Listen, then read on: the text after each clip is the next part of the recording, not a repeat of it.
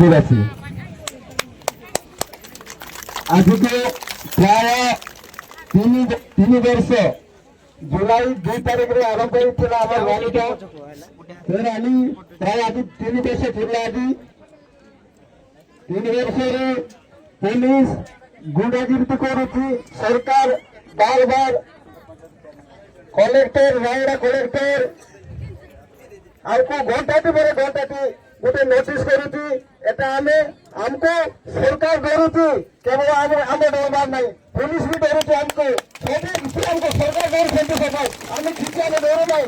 आम किंतु आम हक अधिकार आईन अनुयायी जंगल जमी जोटा सरकार 2006 पेशा आईन लागू करुला से हिसाब से निज हक अधिकार लड़ाई करुचु एटिके आम एकजुट होगा केमती